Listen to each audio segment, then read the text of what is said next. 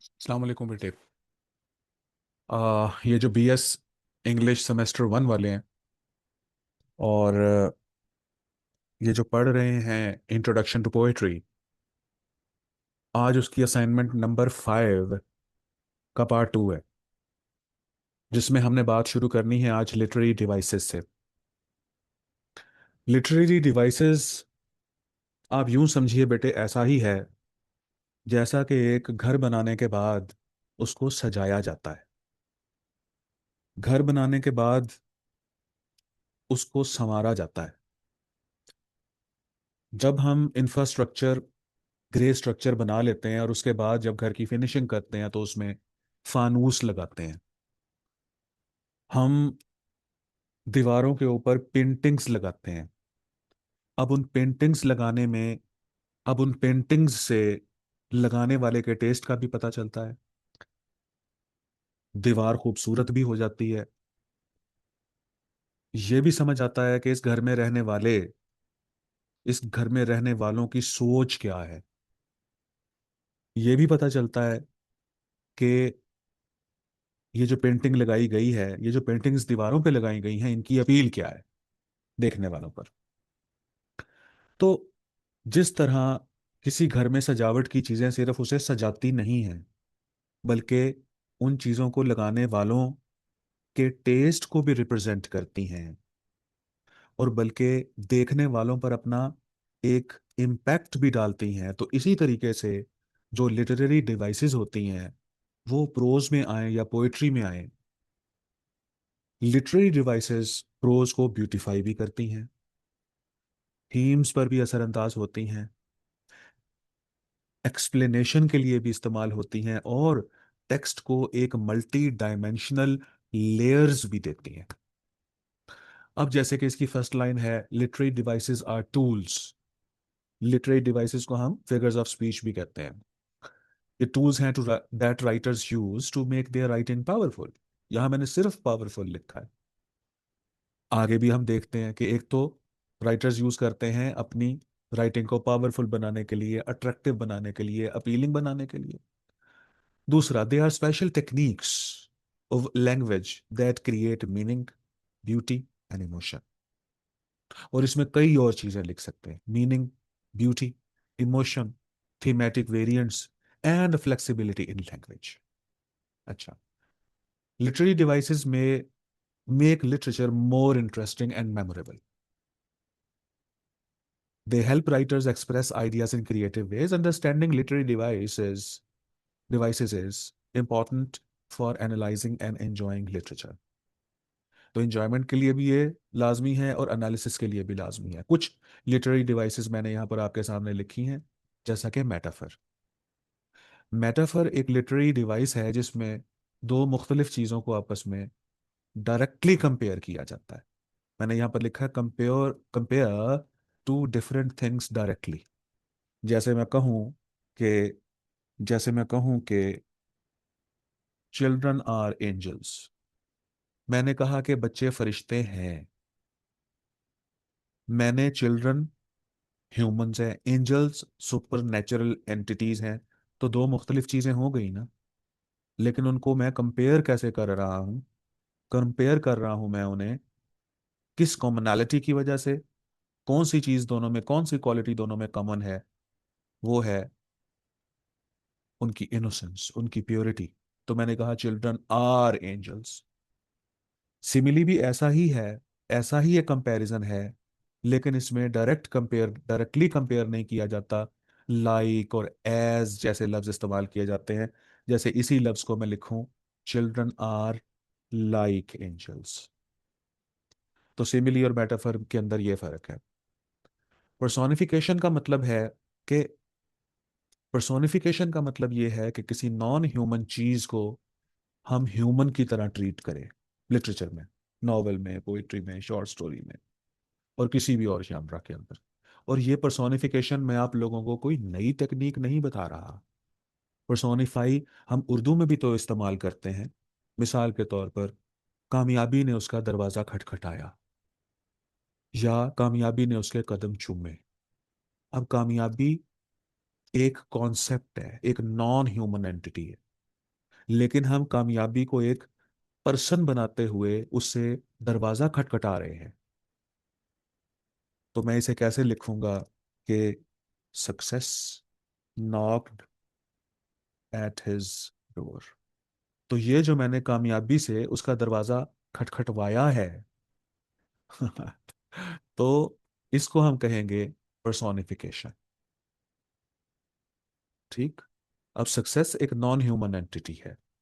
ये तो एक तस्वर का नाम है ना, इंसान थोड़ा है। दरवाजा खटखटाना तो इंसानों का काम है, ये तो जानवर भी नहीं खटखटाते दरवाजा। अच्छा। इसी तरीके से एक और फिगर ऑफ स्पीच है, एक और लिटरेरी डिवाइस है, एलिट्रेशन। अब एलिट्रेशन का मतलब होता है repetition of the same sounds, repetition of a same sound. मिसाल के तौर पर, बेटी बेक्स अ बेटर बटर।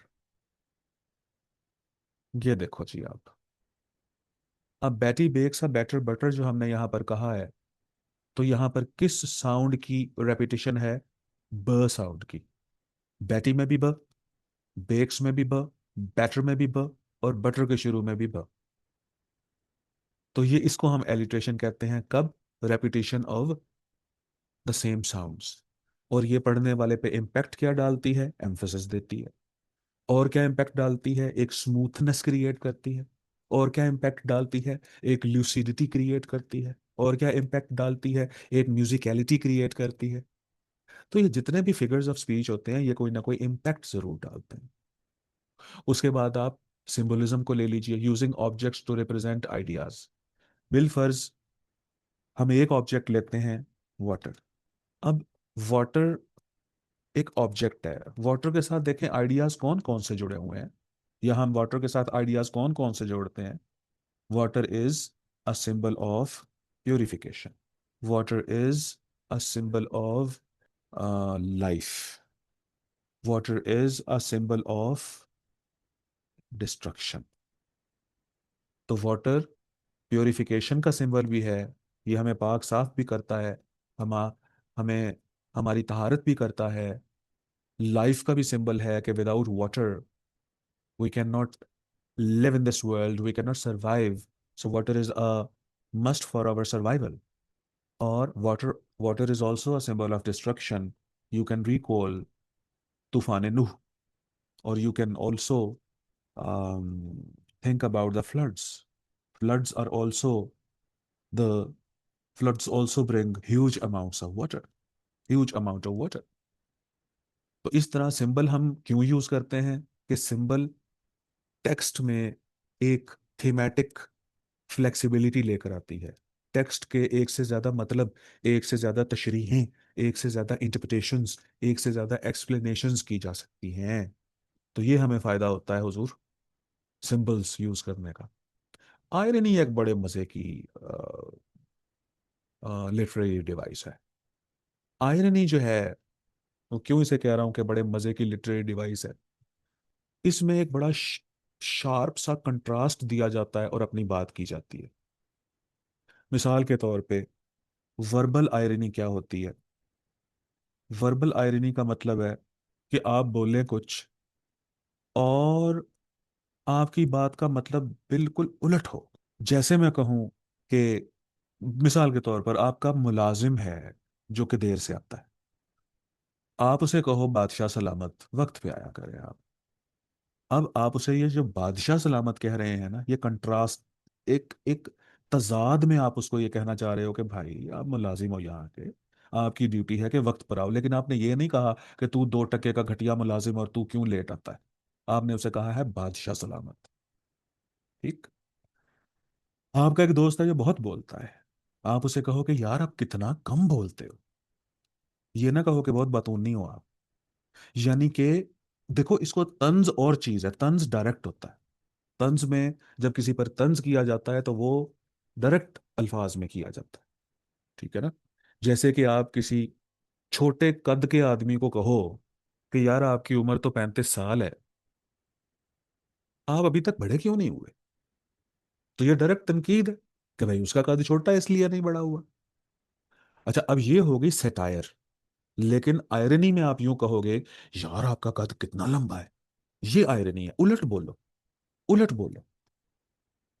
मतलब जो आपका छोटा भाई बिल्कुल नकम्मा आवारा, काम नहीं करता, नहीं पढ़ता, तो उसे कहो यार तुमसे ज्यादा पढ़ाकू बंदा मैंने आज तक नहीं देखा। ये है आयरनी। यानी जो आपने बात करनी है उसके बिल्कुल उलट बोलिए। ठीक है। जैसे आप अपने मुलाजिम को कहें कि से to when you when you call your servant king of kings, ओ बादशाहों के बादशाह। ओ भी लिख देते हैं यहाँ। ओ किंग ऑफ किंग्स, ए बादशाहों के बादशाह। ये जो आपने अपने गुलाम को कहा है ओ किंग ऑफ किंग्स, ये आयरनी है। इसी तरह फिर आयरनी की और भी कई किस्में हैं, जैसे कि सिचुएशनल आयरनी। सिचुएशनल आयरनी ये है कि एक बुजुर्ग हैं, बड़ा रून बड़ा एक नूरानी चेहरा है उनका, और बारिश है। He has a very beautiful and sacred long white beard, और वो लेते रिश्वत है। आप उनके ऑफिस में गए हो और आपको उन्होंने रिश्वत का कहा है, तो ये सिचुएशनल आयरनी हो गई ना। तो भैया आप नजर कैसे आ रहे हो और आप कर क्या रहे हो। ठीक है। इसी तरह फिर ड्रामेटिक आयरनी भी है, और उसकी भी डिफरेंट टाइप्स है और उसके डिफरेंट इम्पैक्ट्स हैं। देखिए इमेजरी क्या है। इमेजरी है using words to create pictures in mind, images in mind. और इमेजरी की फिर टाइप्स हैं। देखें मैंने पिछले लेक्चर में भी आपको बताया था को कोई पेंटर होगा तो अपने जज्बात का इजहार कैसे करेगा, पेंट करके, पेंट करके। अच्छा, जो मुजस्सिमा साज होगा वो अपने फन को कैसे दूसरों के सामने लेकर आएगा, मुजस्समा बना के। लेकिन जो शायर होगा, जो नॉवलिस्ट होगा, वो पेंटिंग तो कर नहीं सकता, तो फिर वो क्या करेगा, वर्ड पेंटिंग। वर्ड पेंटिंग यानी अल्फाज ही ऐसा लिखेगा कि जिसको पढ़ के आपके दिमाग में तस्वीर बन जाएगी। अगर आपने ऐसे अल्फाज देखने हैं तो आप जरा जॉन कीट्स की ओड्स तो पढ़िए। पढ़िए ओड टू ग्रीशन अर्न, पढ़िए ओड टू नाइटिंगेल। ये दो ओड्स ही अगर आप पढ़ लें तो आपको पता चलेगा कि वर्ड पेंटिंग होती क्या है। या जॉन कीट्स की एक और पोएम है ला बेल डिम सैंस मर्सी, जरा उसको पढ़िए। उसमें लफ्जों से तस्वीरें बनाई हैं उसने, वर्ड पेंटिंग की है। फिर इमेजरी सिर्फ लफ्जों से तस्वीरें बनाने का ही नाम नहीं है, इमेजरी की टाइप्स हैं फिर। जिस तरह के ऐसे अल्फाज जो कि आपको आपके कानों में साउंड प्रोड्यूस करें, उसको हम फिर ऑरल इमेजरी कहते हैं। फिर इमेजरी ऑफ टेस्ट है, इमेजरी ऑफ टच है। तो ऐसे अल्फाज भी होते हैं कि जिनको पढ़ के ही हमारी जो हमारे हवास हैं, हम उनको एड्रेस करते हैं, हम अपने हवास को टच करते हैं वर्ड्स के थ्रू। या शायरी ऐसी होती है जो डायरेक्ट हमारे हवास को टच करती है। कच्चा सा एक मकान कहीं आबादियों से दूर, छोटा सा एक हुजरा फराजे मकान पर, सब्जे से झांकती हुई खपरेल वाली छत, दीवारें चोब पर कोई मौसम की सब्ज बेल, कमरे में लाल टैन की मध्यम सी रोशनी, वादी में गूंजता हुआ कोई चश्मे शरीर, खिड़की को चूमता हुआ बारिश का जल तरंग, लहजों में गूंजता हुआ किसी अनकही का भेद। देखें, कच्चा सा एक मकान कहीं आबादियों से दूर, लव वर्ड पेंटिंग बनी है। बारिश को खिड़की को चूमता हुआ बारिश का जल तरंग, ये ऑरल इमेजरी है। ये हमारे कानों को इसने अपील की है। तो जो इमेजरी होती है वो एक बड़ा स्ट्रॉन्ग पावरफुल इम्पैक्ट क्रिएट करती है रीडर्स पे। रीडर्स टेक्स्ट के साथ अटैच हो जाते हैं। तो इमेजरी जो है वो रीडर्स को अटैचमेंट का काम करती है, उनको इनवाइट करती है कि एक तवज्जो से उस टेक्स्ट को पढ़ा जाए। उनको टेक्स्ट के थ्रू ही पिक्चर्स दिखाती है, साउंड सुनवाती है। तो इसको हम इमेजरी बोलते हैं। अब ये देखें जी कि पर्पस ऑफ लिटरेरी डिवाइसेस क्या है। अब ये वाला पॉइंट है, the purpose of literary devices is to make writing effective, they add beauty and rhythm, they help writers express emotions clearly. तो जितनी आप स्किलफुली लिटरेरी डिवाइसेस का इस्तेमाल करोगे तो उतना ही राइटर जो है वो अपने आप को एक्सप्रेस करेगा clearly. They make readers imagine and feel. Literary devices also give deeper meaning to text. ये जो मैंने आपको पहले भी बताया था कि टेक्स्ट के अंदर टेक्स्ट को वो फ्लेक्सिबल बना देते हैं, टेक्स्ट फिर फिक्स्ड नहीं रहती, उसके डिफरेंट मीनिंग्स निकाले जा सकते हैं। They connect words with ideas and symbols, they make literature memorable and powerful. Importance क्या है लिटरेरी डिवाइसेस की? Literary devices are important because they make literature artistic. They help readers enjoy the beauty of language. They also help readers understand deeper meanings. ये दो ही बातें मैंने बार बार आपके सामने दोहराई हैं, ताकि अगर ये दो तीन पॉइंट भी आपके जहन में बैठ जाए तो बहुत अच्छी बात है। बाकी आपको तो रिसर्च करना, एक से एक बढ़ के आपको इसके यूजेस मिलेंगे, लिटरेरी डिवाइसेस के या फिगर्स ऑफ स्पीच के। Without literary devices literature would be plain and dull. With them, literature becomes rich, emotional, and memorable. Conclusion इसका क्या है? Literary devices are techniques that make writing powerful. They include metaphor, simile, personification, imagery, irony वगैरह वगैरह वगैरह, और भी बहुत है। पैथेटिक फैलेसी है, सिनेक्डोश है, मेटोनमी है। फिर अगर आपका दिलचस्पी है ना इसके अंदर, तो आप फिर इसे पढ़ते जाइए पढ़ते जाइए। ये ऐसा समंदर है और ऐसा दिलचस्पी क्रिएट करता है कि आप इससे फिर जान नहीं छुड़ा सकते। They add beauty, emotion, and meaning to literature. They are used in poetry, novels, drama, and essays, and many other devices. Literary devices are essential because they turn simple words into art. ये plane words को बहुत ज़्यादा readable, बहुत ज़्यादा attractive बना लेते हैं। अब उसके बाद जो अगला कॉन्सेप्ट है वो है थीम का। थीम के बाद टोन और मूड बस रह गया। इस असाइनमेंट 5 को हम कंक्लूड करते हैं आज। Theme is the central idea और message of a literary work. That is the first line. It is what the writer wants to communicate through a story, poem or play. यानी कोई भी literary genre हो, story हो, ऐसे हो, play हो, poem हो, तो उसका कोई ना कोई मेन थीम अपने दिमाग में रख के द पोएट राइट्स और starts writing his or her poem or any piece of prose. Theme is not the plot or the events. Plot और इवेंट्स और चीज़ है। इवेंट वो है कि जो उस फर्ज करें कोई ड्रामा है उसके अंदर जो हैपनिंग्स हैं उनको हम इवेंट्स बोलते हैं, और हैपनिंग को जब एक अरेंजमेंट में लिखा जाता है, एक तरतीब के साथ लिखा जाता है, तो उसको हम प्लॉट बोलते हैं। It is the meaning behind them. Understanding these themes help readers see the deeper purpose of literature. Meaning क्या है थीम का? Theme means main idea that runs through a text. इसका मतलब ये हुआ कि एक टेक्स्ट आपके सामने आई है, उसके अंदर जो मेन आइडिया रन कर रहा है, जो पर्पस है जिसके तहत राइटर ने वो टेक्स्ट आपके लिए लिखी है, it may be a poem और अ नॉवल और अ शॉर्ट स्टोरी और any other form of literature, तो वो किसी ना किसी मेन आइडिया को लेके तो लिखी होगी ना। जंग के दिनों में जो लिखी गई जंग के दिनों में जो लिखी गई जो लिखा गया लिटरेचर है, उसमें जंग की जो तबाहकारियां हैं, जो हेजर्ड्स हैं, उनके बारे में बात की जाती है। जैसे हमारे जब यहाँ पर हिजरत हुई थी 1947 में, जो इंडिया से पाकिस्तान लोग आए थे और जिस तरह उन पर जुल्म सितम के पहाड़ तोड़े गए थे, तो उस दौर में जो लिटरेचर लिखा गया, वो लिटरेचर वो लिटरेचर पूरा रिप्रेजेंट करता है कि कितने मजालिम ढाए गए। ठीक है, तो कोई ना कोई मेन आइडिया या थीम के थ्रू लिटरेचर जरूर लिखा जाता है। फिर देखें, इट इज द ट्रूथ और लेसन अबाउट लाइफ। अगला पॉइंट देखते हैं। इट इज द ट्रूथ और lesson about life that the writer wants to share. तो ये हो सकता है कि कोई दुनिया की सच्चाई बताना चाहता हो, कोई लेसन जो है ना अपने रीडर्स को देना चाहता हो। For example, a story about a poor man may have the theme of struggle और hope.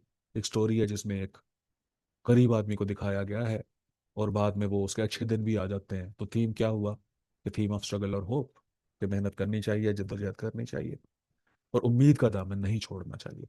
A poem about nature में have the theme of beauty और change. This is the heart of the text. तो nature poem जो भी लिखी जाती है उसके अंदर नेचर की खूबसूरती बताई जाती है और ह्यूमंस की जो अटैचमेंट है नेचर के साथ वो बताई जाती है। जी, वर्ड्सवर्थ की पोएम्स उठा के देख लें आपने, अपने बड़ी छोटी क्लासेस में उसकी पोएम डैफोडिल्स पढ़ी होगी। डैफोडिल्स का जिक्र मैं इसलिए करता हूँ कि बहुत सारे बच्चों ने डैफोडिल्स पढ़ी हुई है। अव्वल तो बहुत शानदार पोएम्स हैं उसकी, जैसे लूसी, लूसी ग्रे है, लूसी पोएम्स हैं, और लिरिकल बैलेड्स है। ये बड़े शानदार नज़में हैं इसकी, नेचर के ऊपर। तो उसमें नेचर के मतलब, he externalizes his own attachment with literature in such a refined and such a delicate way that the readers enjoy the very attachment of the reader with attachment of the writer with nature, and his commitment to represent the theme of nature. तो बड़ा enjoy करता है। तो theme is the heart of any text. अगरचे आजकल जो post modern literature literature लिखा जा रहा है उसमें थीम ना भी हो तो काम चलता है। मैं इस बहस में नहीं पढ़ूंगा कि थीम ना हो तो वो किस किस्म का लिटरेचर होता है, स्ट्रीम ऑफ कॉन्शियसनेस नॉवेल्स किस किस्म के होते हैं, वो एक अलहदा से बहस है।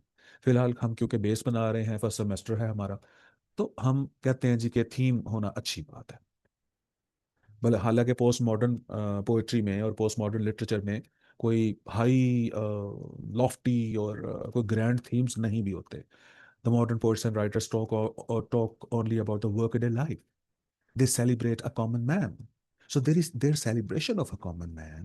The attachment with the commonality of workaday life itself is a big theme. तो उनके लिए कोई ह्यूज मॉरल लेसन देना लाजमी नहीं होता पोस्ट मॉडर्न के अंदर, पोस्ट मॉडर्न लिटरेचर के अंदर ऐसा ही है ना जी। तो लेकिन हमने फिलहाल थीम के बारे में बात करनी है।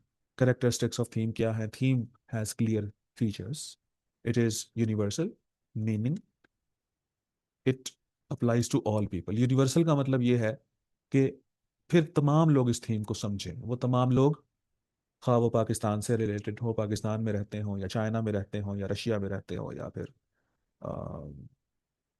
क्या नाम है, इंग्लैंड में रहते हैं, वो उस थीम को फिर हर कोई समझे। It is often hidden and must be discovered by the reader. अच्छा, ये अक्सर हिडन होता है लेकिन लाजमी नहीं कि हिडन हो। It is express through the characters actions and symbols. तो थीम लाजमी नहीं है कि जो राइटर है आपका वो चीख चीख के आपको बताए कि भाई ये थीम है, ये थीम है। तो आप करेक्टर के डायलॉग से भी थीम का अंदाज़ा लगाते हो, उनकी जो एक्शंस होते हैं, जो वो काम करते हैं, उससे भी थीम का अंदाज़ा लगाते हो, और जो सिंबल्स दिए जाते हैं वो भी थीमेटिक होते हैं। Theme is not stated directly but shown through the story. It is broad, not narrow. Narrow भी हो सकता है बेटे, लेकिन वही मैं कह रहा हूँ ना कि आपका फर्स्ट सेमेस्टर है तो लिहाजा हम बेहतर ये है कि हम फिलहाल बेसिस तो बनाए ना भाई, कुर्सी की चार टांगे तो बनाए, फिर उसके बाद उसमें व्हील भी लगा लेंगे और उसकी छह टांगे भी कर लेंगे, ट्राईपॉड भी बना लेंगे उसको। It deals with ideas like love, death, freedom, justice and many more. अच्छा जी, उसके बाद है types of themes. There are many types of themes. Common themes include love, friendship and family. Others include war, peace, and sacrifice. Some texts explore themes of freedom, justice, and power. Others deal with death, loss, and hope. Writers may also use themes of nature, faith, or identity. तो यानी theme के अंदर एक variety मौजूद होती है। ये लिखने वाले पे है कि कहाँ से उसका ताल्लुक है, क्या उसके मेन कंसर्न्स हैं, और किस थीम को वो अपने रीडर्स तक पहुंचाना चाहता है। कंक्लूजन इसका देखें तो theme is the central idea of a text. It is universal, hidden and meaningful.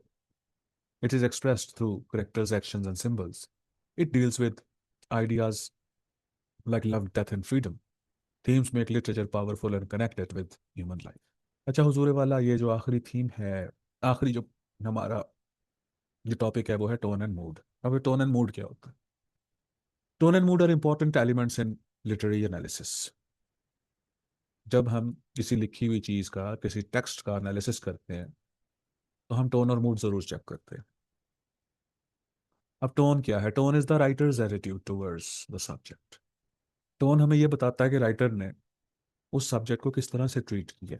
क्या राइटर, फर्ज करें कि अगर राइटर ने कोरोना वायरस के ऊपर बारे में तहकीक की है और उसके ऊपर एक मजमून लिखा पूरा कि ये वायरस इस वजह से फैला था और यहाँ से शुरू हुआ था, फिर इस तरीके से वैक्सीन बनी और इस तरीके से लोगों को फिर निजात मिली। अब इसकी टोन क्या है भला? Scientific tone. साइंटिफिक टोन हुई, इन्वेस्टिगेटिव टोन हुई इसकी। अगर वो अपने ऐसे में कहता है कि इसकी वजह से बहुत से लोग मरे, बहुत से घर जो है वो उनके चूल्हे जो है वो बुझ गए, और कई लोगों ने अपने प्यारों की लाशें उठाई, तो अब उसकी टोन क्या है? अब उसकी टोन सैड है। अब जो उसकी टोन है वो सैड है। अब वो उसके इम्पैक्ट के बारे में बता रहा है। अच्छा, मूड क्या होता है? Mood is the feeling created in the reader. उस टेक्स्ट को पढ़ के जो रीडर फील करता है उसको मूड कहते हैं। ठीक। और लाजमी नहीं है कि राइटर जिस टोन में बात कर रहा हो वैसा ही मूड उसकी टेक्स्ट भी जनरेट करे। मिसाल दूं आपको।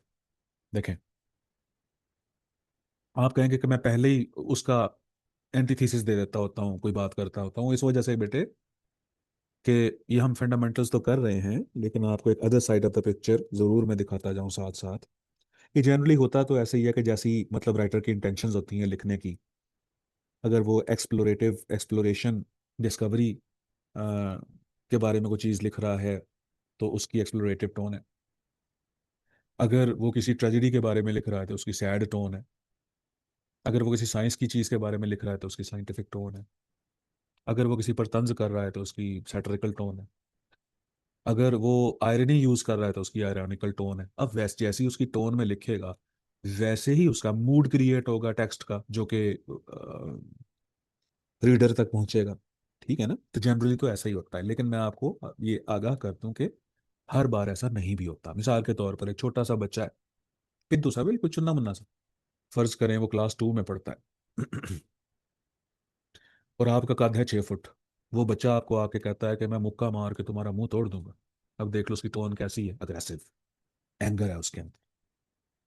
लेकिन जो उसने कहा है उसका इम्पैक्ट आपके ऊपर क्या हुआ? आप हंसेंगे आप डरेंगे थोड़ा। तो बाज औक़ात ऐसा होता है कि राइटर की जो एक इंटेंडेड टोन होती है वो वैसा मूड नहीं भी क्रिएट करती जैसा वो करना चाहता है, लेकिन जनरली अभी हम शुरू कर रहे हैं तो हम कहते हैं जी कि मूड और टोन जो है ये सिमिलर है। टुगेदर, अब यहाँ पर जैसे अगली लाइन लिखी हुई है, together they shape the emotional effect of a text. Understanding the tone and mood help reader see how language creates atmosphere. तो जब टोन और मूड आपस में मिल जाते हैं तो जो लैंग्वेज है उसका एक एटमोसफियर बनता है, उसका एक माहौल बनता है। Tone means the attitude of the writer. पहले भी लिखा था ऊपर, अब दोबारा लिखा हुआ। It is shown through word choice. ये कैसे पता चलता है कि अल्फाज कैसे इस्तेमाल किए हैं राइटर ने, स्टाइल एक्सप्रेशन कैसा यूज किया है। Tone can be serious, serious tone भी हो सकती है, ह्यूमरस टोन भी हो सकती है, एंग्री टोन भी हो सकती है, जॉयफुल टोन भी हो सकती है। और इससे पहले मैंने आपको और भी टोन्स बताई थी। For example, a poem about war में have a sad tone, a story about children में have a playful tone. Tone shows how the writer feels about the subject. अब मूड का मीनिंग क्या है? Mood means the emotional effect on the reader. It is the atmosphere created by the text. Mood, mood can be happy, sad, tense, peaceful. For example, a ghost story may create a fearful mood। कहानी ही भूत की है, भूतनाथ की, तो भाई वो तो एक जो आपके लिए जो मूड क्रिएट करेगा, जो एटमोसफियर क्रिएट करेगा, वो खौफनाक ही होगा जनरली। अ लव पोएम में क्रिएट अ रोमांटिक मूड। अगरचे इसमें बहुत वेरिएशंस आ सकती हैं, इसके ऊपर बहुत बातें हो सकती हैं, लेकिन फिलहाल मैं अपनी जुबान बंद रखूंगा क्योंकि फिर बार बार मैं कह रहा हूँ कि फर्स्ट सेमेस्टर में इतनी डोज हैवी नहीं देनी चाहिए। तो mood depends on imagery, setting and language. अब इंपॉर्टेंस क्या है टोन और मूड की? Tone and mood are important because they create atmosphere, they make literature emotional and powerful, they help readers connect with the text. Main चीज यही है कि भाई आपका रीडर पोएम की पहली लाइन पढ़े तो फिर पोएम को तब छोड़े जब आखिरी लाइन तक पहुंचे। ठीक। नॉवल की पहली लाइन पढ़े तो आखिरी लाइन तक तब पहुंचे, जब आखिरी लाइन तक पहुंचे तो नॉवल को छोड़े। They also show writers attitude and purpose. Without tone and mood literature would B flat and lifeless. With them it becomes vivid and memorable. Conclusion इसका देख लीजिए। टोन एंड मूड आर की elements of literature. Tone is writer's attitude, mood is the reader's feelings.